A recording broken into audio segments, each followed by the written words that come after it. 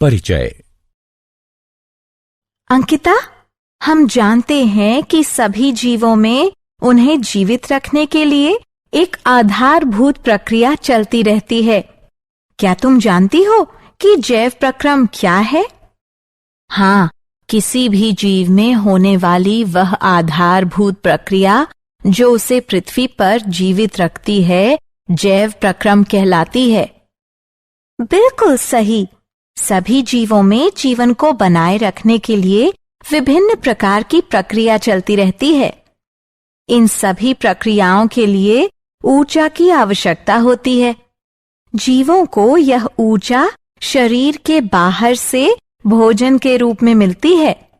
तो आओ इस विषय में विस्तार से चर्चा करें। उद्देश्य।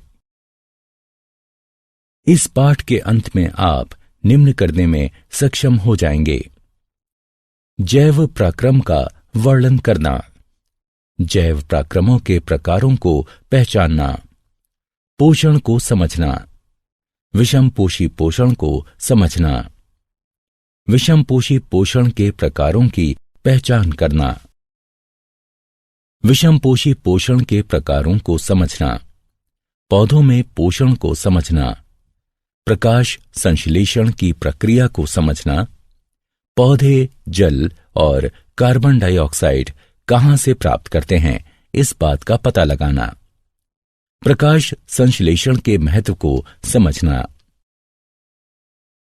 जैव प्रक्रम के प्रकार। आधारभूत जैव प्रक्रम निम्न प्रकार के होते हैं: गति, श्वसन, संवेदनशीलता, वृद्धि, प्रजनन, उत्सर्जन, पोषण और परिवहन। गति के दौरान जीव एक स्थान से दूसरे स्थान पर जाते हैं अथवा एक ही जगह स्थिर रहते हुए अपने अंगों को गति प्रदान करते हैं। श्वसन वह प्रक्रिया है जिसमें शरीर द्वारा ग्रहण किए गए भोजन से ऊर्जा प्राप्त होती है। संवेदनशीलता अपने आसपास के वातावरण में परिवर्तन को महसूस कर सकने की क्षमता है। बच्चे से वयस्क होने को हम वृद्धि द्वारा परिभाषित कर सकते हैं। जीव प्रजनन द्वारा अपने ही जैसे और जीव उत्पन्न करते हैं। उत्सर्जन वह प्रक्रिया है जिसमें शरीर में बचे मल को बाहर निकाला जाता है। पोषण वह प्रक्रिया है जिसमें भोजन को ग्रहण करने के बाद में उसे छोटे कणों में तोड़ा जाता है ताकि शरीर उसे अवशोषित कर सके। परिवहन वह प्रक्रिया है जिसमें शरीर के एक भाग में बना पदार्थ शरीर के दूसरे भागों तक पहुंचता है। पोषण। जैसा कि हम चर्चा कर चुके हैं, सभी जीवों में जीवन को बनाए रखने के लिए विभिन्न प्रकार की प्रक्रियाएं चलती रहती हैं। इन सभी प्रक्रियाओं के लिए ऊर्जा की आवश्यकता होती है। जीवों को यह ऊर्जा शरीर के बाहर से भोजन के रूप में मिलती है। भोजन ग्रहण करने और उसको प्रयोग में लाने की प्रक्रिया को पोषण कहते हैं। भोजन एक कार्बनिक पदार्थ है। ग्लूकोज सबसे सरल और स्टार्च सबसे जटिल भोजन है। स्टार्च और ग्लूकोज को सम्मिलित रूप में कार्बोहाइड्रेट कहा जाता है। जब हमें तुरंत ऊर्जा की आवश्यकता हो तो हमें भोजन के रूप में कार्बोहाइड्रेट लेना चाहिए। कार्बोहाइड्रेट के अतिरिक्त भोजन में वसा, प्रोटीन, लवण, विटामिन तथा जल भी होना चाहिए, क्योंकि ये सभी जीवों की सामान्य वृद्धि और विकास के लिए अनिवार्य रूप से आवश्यक हैं। पोषण के साधन। किसी जीव द्वारा भोजन को प्राप्त करना उस जीव के पोषण का साधन होता है। तत्वों और ऊर्जा की सामान्य आवश्यकता सभी को होती है, लेकिन सभी में इसकी पूर्ति अलग अलग तरह से होती है। इसीलिए हर जीव के पोषण का ढंग अलग होता है। भोजन प्राप्त करने के ढंग के आधार पर जीवों को मुख्यतः दो समूहों में विभाजित किया गया है: स्वपोषी एवं विषमपोषी।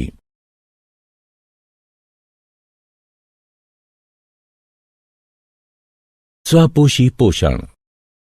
स्व का अर्थ स्वयं और पोषी का अर्थ पोषण है, अर्थात स्वपोषी का अर्थ है अपना पोषण स्वयं करना। स्वपोषी पोषण पोषण का वह प्रकार है जिसमें जीव अपने आसपास के वातावरण में उपस्थित अकार्बनिक पदार्थों जैसे कार्बन डाइऑक्साइड और जल से अपने भोजन का निर्माण स्वयं करता है। हरे पौधे स्वपोषी होते हैं।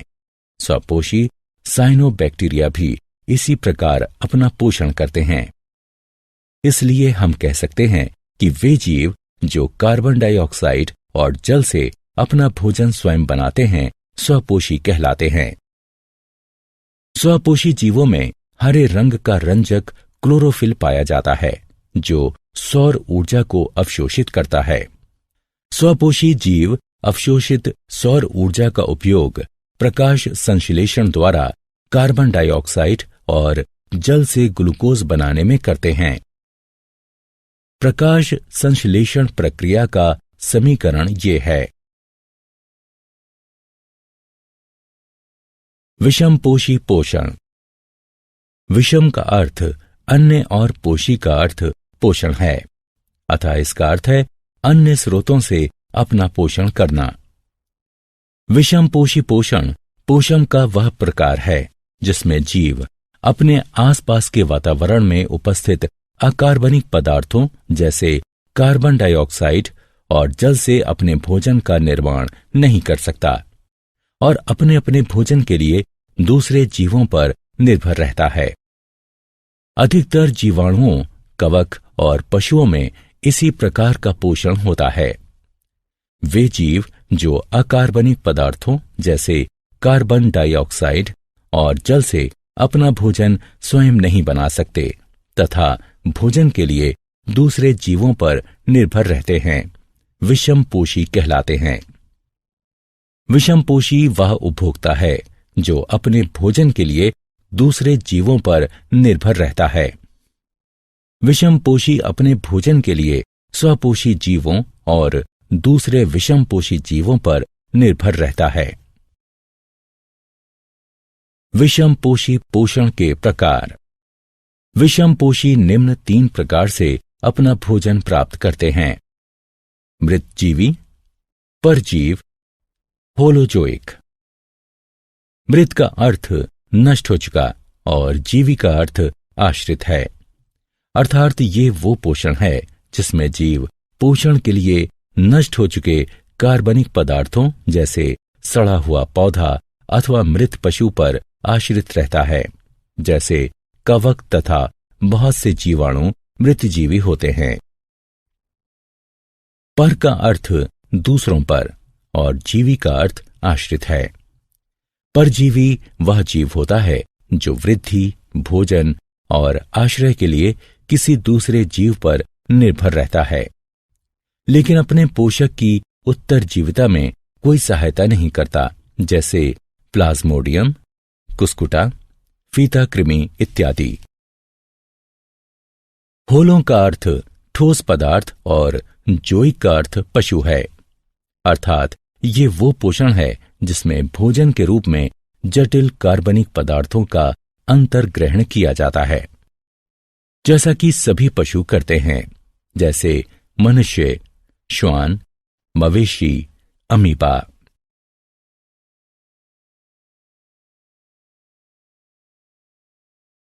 पौधों में पोषण। हम पहले ही चर्चा कर चुके हैं कि हरे पौधे स्वपोषी होते हैं और प्रकाश संश्लेषण द्वारा अपने भोजन का निर्माण करते हैं।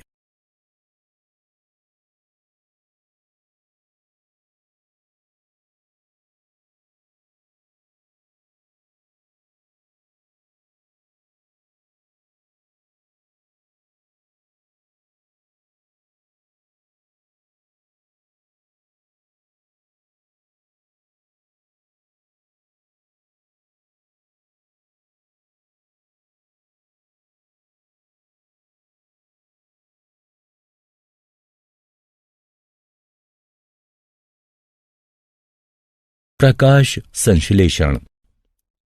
प्रकाश का अर्थ सूर्य का प्रकाश और संश्लेषण का अर्थ निर्माण है। अतः प्रकाश संश्लेषण का तात्पर्य सूर्य के प्रकाश की सहायता से भोजन का निर्माण है। प्रकाश संश्लेषण वह प्रक्रिया है जिसका उपयोग सभी हरे पौधे, नीले हरे शैवाल, साइनोफाइटा और कुछ जीवाणु करते हैं। यह कार्बन डाइऑक्साइड और जल से कार्बनिक यौगिक, मुख्यतः शर्करा बनाने की वह प्रक्रिया है जिसमें ऊर्जा के स्रोत के रूप में सूर्य के प्रकाश का प्रयोग होता है और क्लोरोफिल सूर्य के प्रकाश को अवशोषित करता है। प्रकाश संश्लेषण को संक्षिप्त रूप से इस समीकरण द्वारा दर्शाया जा सकता है।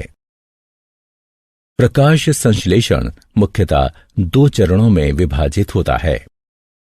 प्रकाश आश्रित चरण, प्रकाश आश्रित अभिक्रियाएं। इनमें विकिरण ऊर्जा एटीपी के रूप में रासायनिक ऊर्जा में परिवर्तित हो जाती है। अंधकारमय चरण, प्रकाश मुक्त अभिक्रियाएं। प्रकाश आश्रित चरण में बनी एटीपी का उपयोग करते हुए एंजाइम संश्लेषण द्वारा मध्यवर्ती कार्बोहाइड्रेट और अन्य यौगिकों के निर्माण को निरूपित करता है। प्रकाश संश्लेषण की क्रिया निम्न 3 चरणों में घटित होती है। अवशोषण, क्लोरोफिल द्वारा सूर्य के प्रकाश से सौर ऊर्जा का अवशोषण। रूपांतरण, सौर ऊर्जा का रासायनिक ऊर्जा में परिवर्तन। सौर ऊर्जा द्वारा जल का हाइड्रोजन और ऑक्सीजन में टूटना। अपचयन, हाइड्रोजन द्वारा रासायनिक ऊर्जा का उपयोग करते हुए कार्बन डाइऑक्साइड का अपचयन करके ग्लूकोज जैसे कार्बोहाइड्रेट का निर्माण।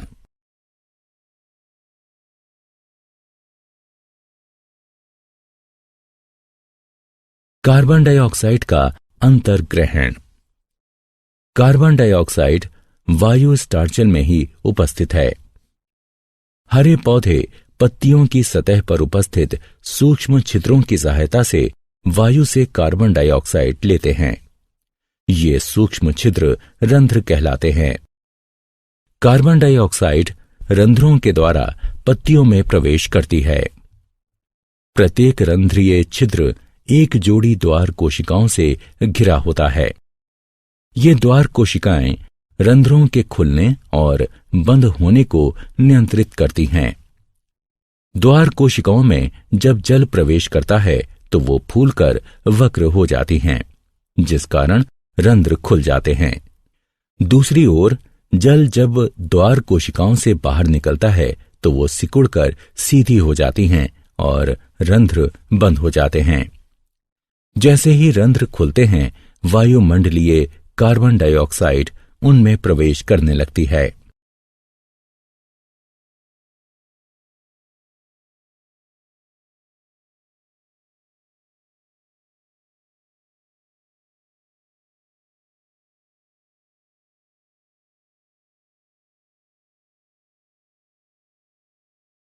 जल का अंतर्ग्रहण। पौधों में प्रकाश संश्लेषण के लिए आवश्यक जल पौधों की जड़ें परासरण द्वारा मिट्टी से अवशोषित करती हैं। पौधों की जड़ों द्वारा अवशोषित जल जाइलम नलिकाओं द्वारा पत्तियों में उपस्थित प्रकाश संश्लेषीय कोशिकाओं में पहुंचता है, जहां उसका प्रयोग प्रकाश संश्लेषण में होता है।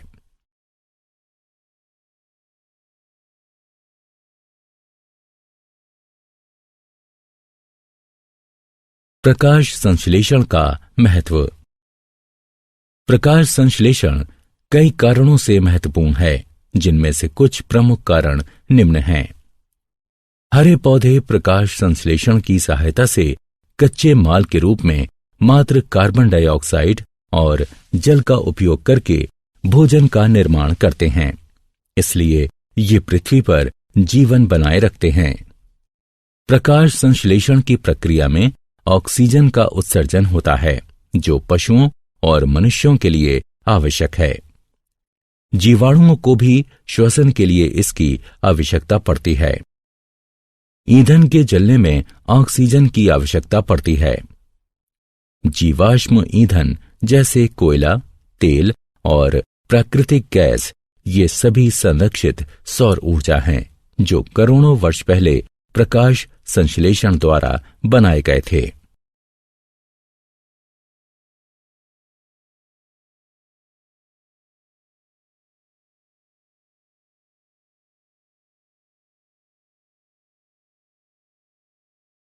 क्या आप जानते हैं एटीपी ऊर्जा मुद्रा है। दृश्य वर्ण क्रम से हरे रंग को अवशोषित न कर पाने और उसे परावर्तित करने के कारण पत्तियां हरी दिखाई देती हैं। नीला और लाल प्रकाश प्रकाश संश्लेषण के लिए सबसे उपयुक्त है। प्रकाश आश्रित अभिक्रियाएं क्लोरोप्लास्ट के थाइलेकाइट में होती हैं। कार्बन डाइऑक्साइड का यौगिकीकरण क्लोरोप्लास्ट के ग्राना में होता है। प्रकाश ऊर्जा की छोटी छोटी थैलियों, जिन्हें फोटॉन कहते हैं, इसके रूप में उत्सर्जित होता है। जल का टूटना प्रकाश अपघटन कहलाता है।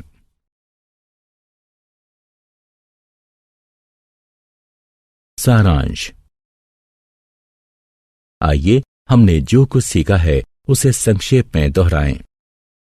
जीवित रहने के लिए प्रत्येक जीव को विभिन्न ऊतकों की प्रत्येक कोशिका में ऑक्सीजन, जल तथा भोजन की आवश्यकता पड़ती है। जीवन को बनाए रखने के लिए अनिवार्य रूप से आवश्यक विभिन्न प्रक्रियाएं जैव पराक्रम कहलाती हैं। गति, श्वसन, संवेदनशीलता, वृद्धि, प्रजनन, उत्सर्जन, पोषण और परिवहन प्रमुख जैव पराक्रम हैं। जैव पराक्रमों के चलते रहने के लिए प्रत्येक जीव को ऊर्जा की सतत आवश्यकता होती है। जीवों द्वारा पोषक तत्वों के अंतर्ग्रहण, उनके उपयोग, साथ ही श्वसन के कारण ही ऊर्जा मुक्त होती है। पोषण के प्रकार के आधार पर जीवों को स्वापोषी और विषमपोषी इन दो समूहों में बांटा जा सकता है। स्वपोषी पोषण में जीव बाह्य ऊर्जा स्रोत जैसे सौर ऊर्जा का प्रयोग करते हुए सरल अकार्बनिक पदार्थों से उच्च ऊर्जा युक्त जटिल कार्बनिक पदार्थ बनाते हैं। विषमपोषी पोषण में जीव दूसरे जीवों द्वारा निर्मित जटिल पदार्थ का अंतर्ग्रहण करता है।